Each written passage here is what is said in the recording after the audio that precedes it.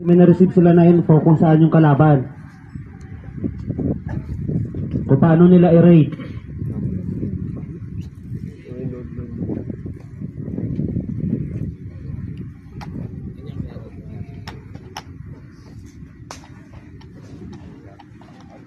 Then magkakandak sila ng leaders recon.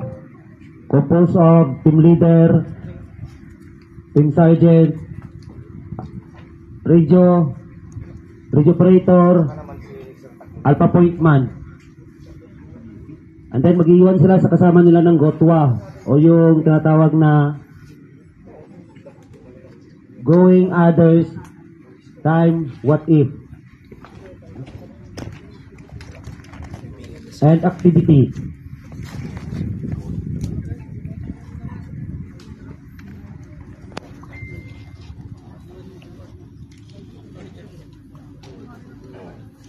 So yung gagawin ng apat na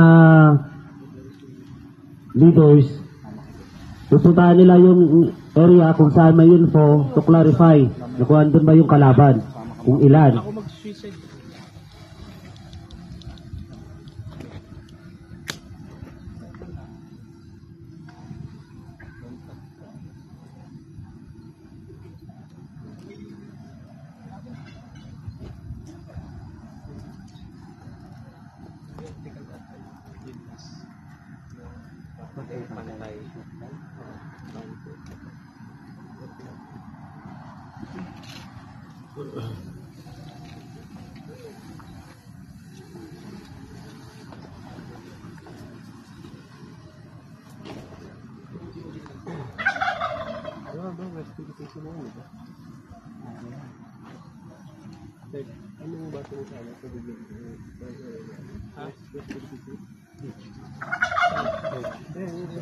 Atlantic Ocean.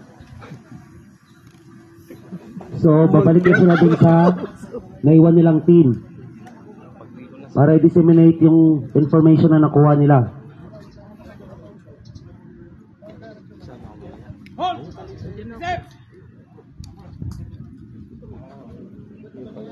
Yan po yung nagpapasahan sila ng password para ma-identify kung tropa ba talaga.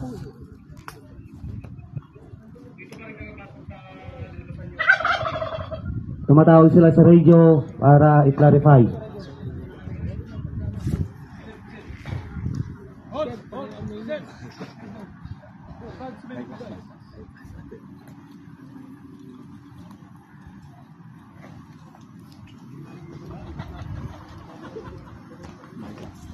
Tapos dyan na sila magpaplano ulit at gagawa ng terrain model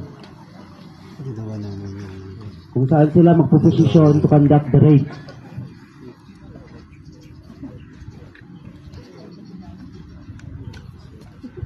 Gano'n katagal yung nag-training? 3 months? Hindi po kami nakasabay ni Gino. Talaga naman yung...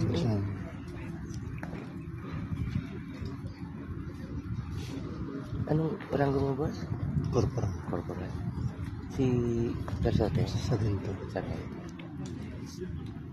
Kasi ano siya, graduate? Graduate? Ikaw undergrad? So, para tumaas ang rango, schooling. Schooling.